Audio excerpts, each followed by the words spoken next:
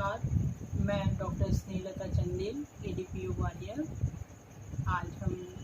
चर्चा करेंगे राष्ट्रीय सुरक्षा अधिनियम 1980 पर। राष्ट्रीय सुरक्षा अधिनियम 1980 23 सितंबर 1980 को प्रधानमंत्री इंदिरा गांधी के प्रधानमंत्रित्व काल में पारित किया गया था, जो कि देश की सुरक्षा व कानून व्यवस्था को बनाए रखने के लिए केंद्र व राज्य सरकार को किसी भी व्यक्ति को निरुद्ध करने की शक्तियां प्रदत्त करने के लिए पारित किया गया था। यह अधिनियम अपने पारित दिनांक से ही लगभग 4 दशकों से चर्चा का विषय बना रहा है। वर्तमान में कोरोना महामारी के समय में प्रशासनिक व्यवस्था व कानून व्यवस्था को बनाए रखने के लिए इस अधिनियम का प्रयोग विभिन्न राज्य सरकारों द्वारा किए जाने के कारण वर्तमान में यह अधिनियम अत्यधिक चर्चा का विषय है, जबकि विभिन्न राज्य सरकारों द्वारा कोरोना महामारी से निपटने के लिए कार्य कर रहे स्वास्थ्य महिला कर्मियों के विरुद्ध हो रही लगातार घटनाओं के संबंध में इस अधिनियम का प्रयोग किया गया, जो कि अत्यधिक चिंताजनक व गहन घटना व विषय रहा है। राष्ट्रीय सुरक्षा अधिनियम 1980 अन्य अधिनियमों से बहुत ही अलग अधिनियम है और इसके प्रावधान अन्य अधिनियमों से अलग हैं, जो कि आज हम देखेंगे। इस अधिनियम को भारतीय संविधान के अनुच्छेद 22 के साथ पढ़ा जाना चाहिए। अनुच्छेद 22 व्यक्तियों को मूल अधिकार प्रदान करता है और प्रावधान करता है कि किसी भी व्यक्ति को बिना कारण बताए गिरफ्तार नहीं किया जाएगा और किसी भी गिरफ्तार व्यक्ति को अपने पसंद के विधि व्यवसायी से परामर्श करने तथा प्रतिरक्षा कराने का अधिकार प्राप्त होगा और उसे इस अधिकार से वंचित नहीं किया जा सकेगा। अनुच्छेद 22 यह भी उपबंध करता है कि किसी भी व्यक्ति को गिरफ्तारी के समय से 24 घंटे के अवधि से अधिक अभिरक्षा में निरुद्ध नहीं किया जा सकता और उसे निकटतम मजिस्ट्रेट के समक्ष प्रस्तुत करना होगा और मजिस्ट्रेट के प्राधिकार के बिना उसे इस अवधि से अधिक के लिए अभिरक्षा में निरुद्ध नहीं किया जा सकेगा। किंतु राष्ट्रीय सुरक्षा अधिनियम 1980 के प्रावधान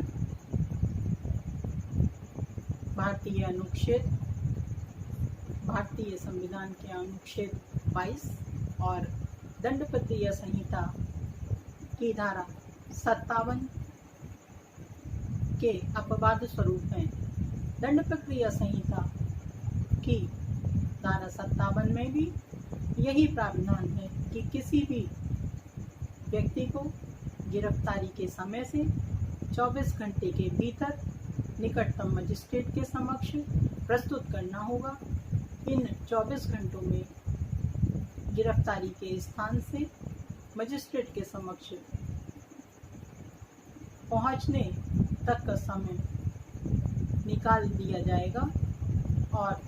मजिस्ट्रेट के प्राधिकार के बिना किसी भी व्यक्ति को 24 घंटे से अधिक के लिए गिरफ्तार तथा अभिरक्षा में निरुद्ध नहीं रखा जा सकता है। अब हम राष्ट्रीय सुरक्षा अधिनियम 1980, जो कि आज का हमारा विषय है, उसके प्रमुख प्रावधानों के बारे में विचार करेंगे। निवारक निरोध या निरोध शब्द का अर्थ इस अधिनियम में कहीं पर भी नहीं बताया गया है, लेकिन सामान्य अर्थ में निवारक निरोध वह निरोध है जो किसी व्यक्ति को किसी भी अपराध को रोकने या फिर अभियोजन से बचाने के लिए उसे निरुद्ध किया जाता है। ये गिरफ्तारी से भिन्न है, क्योंकि गिरफ्तारी किसी भी व्यक्ति को अपराध करने के उपरांत आरोपित व्यक्ति की जाती है। इस अधिनियम की धारा 3 के अंतर्गत जो आदेश दिए जाते हैं उसे निरुद्ध आदेश या निरोध आदेश कहकर परिभाषित किया गया है।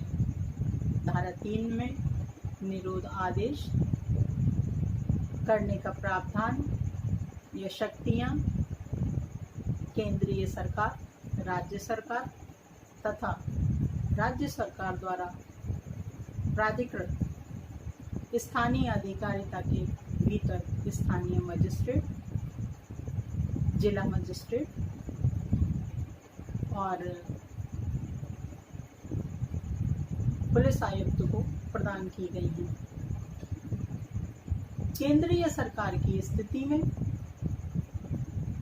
जबकि केंद्रीय सरकार का समाधान हो जाता है कि भारतीय सुरक्षा को, भारत के विदेशी संबंधों की सुरक्षा को किसी भी व्यक्ति के कार्य द्वारा कोई भी प्रतिकूल प्रभाव पड़ना संभावित है अथवा किसी विदेशी व्यक्ति को भारत में रखने के लिए विनियमन बनाए रखने के लिए तथा किसी व्यक्ति को भारत से बाहर भेजने के लिए ये आदेश पारित करना आवश्यक है, तो वे निर्देश द्वारा निरोध आदेश कर सकेगी। राज्य सरकार को शक्तियां दी गई हैं कि राज्य की सुरक्षा के संबंध में किसी समुदाय पर प्रतिकूल प्रभाव पड़ने से रोकने के लिए या फिर किसी भी आवश्यक सेवा पर प्रतिकूल प्रभाव पड़ने से रोकने के लिए यदि राज्य सरकार का समाधान हो जाता है तो वे किसी भी व्यक्ति के विरुद्ध निरोध आदेश पारित करेगी। जब राज्य सरकार का ये समाधान हो जाता है कि किसी स्थानीय अधिकारिता की सीमाओं के भीतर ऐसी परिस्थितियां विद्यमान हैं कि उन्हें रोकने के लिए आवश्यक है, तो जिला मजिस्ट्रेट व पुलिस आयुक्त को लिखित निर्देश द्वारा आदेशित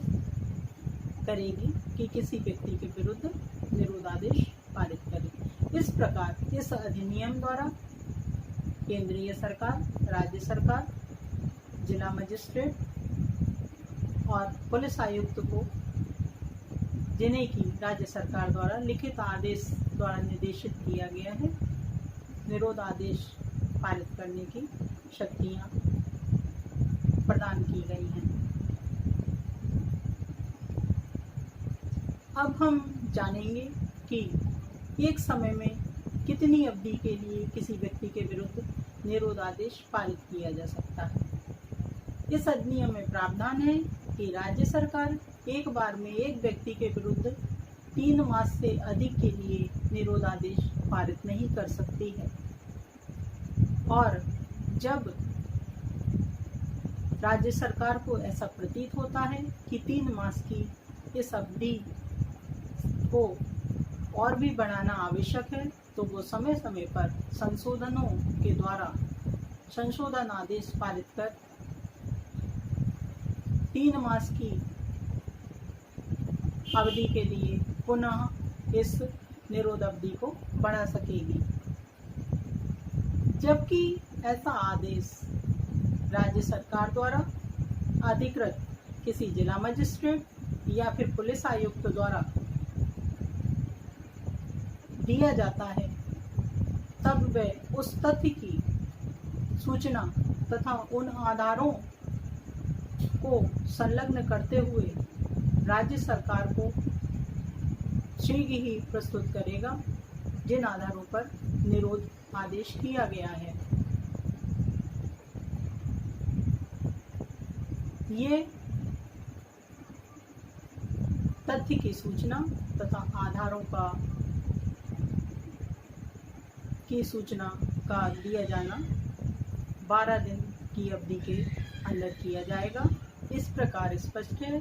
कि किसी भी व्यक्ति को 12 दिन से अधिक की अवधि के लिए राज्य सरकार के अनुमोदन के बिना अभिरक्षा में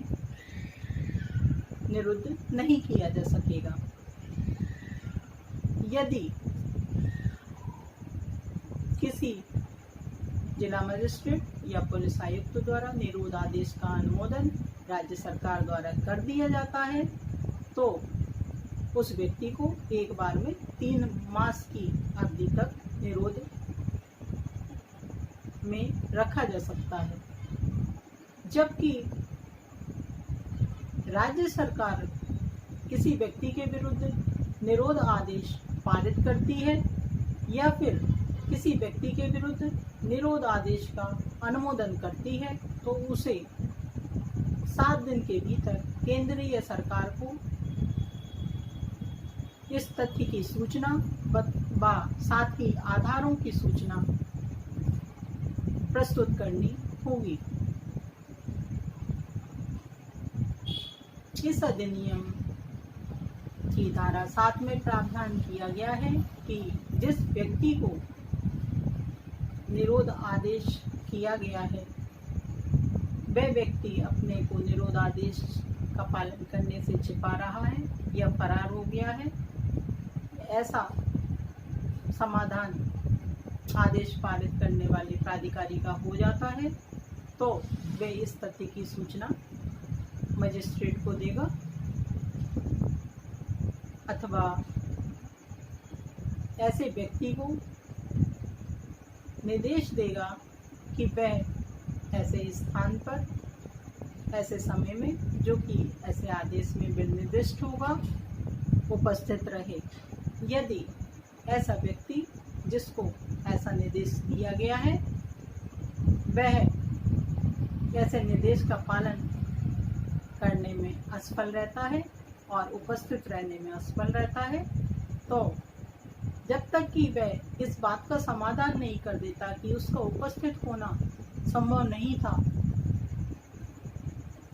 उसे 1 वर्ष की अवधि के कारावास से अथवा जुर्माने से या दोनों से दंडित किया जाएगा। इस अधिनियम में ये भी प्रावधान है कि इस अधिनियम के अंतर्गत जो फरार व्यक्ति को हाजिर होने के लिए निर्देश दिया गया है उसका उल्लंघन करने का अपराध है वह संज्ञेय अपराध होगा।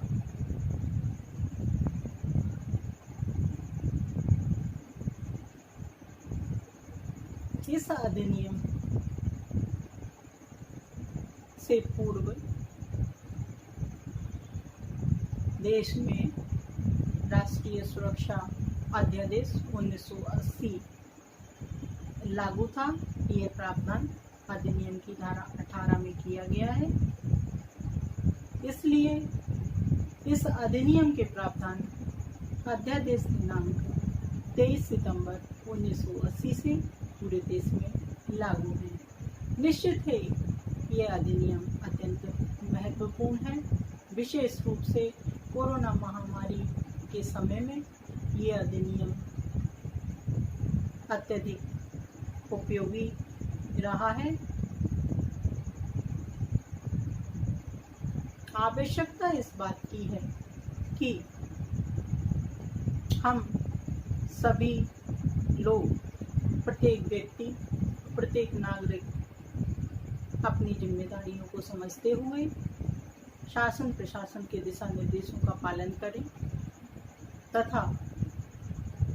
शासन प्रशासन को कोरोना महामारी से निपटने में सहयोग प्रदान करें, तभी इस कोरोना महामारी से निजात पाई जा सकेगी। और राष्ट्रीय सुरक्षा अधिनियम 1980 से संबंधित विश्लेषित जानकारी के लिए कृपया अधिनियम को पढ़ें और आशा करती हूँ कि ये जानकारी आप लोगों के लिए बहुत ही उपयोगी रहेगी। धन्यवाद। नमस्कार।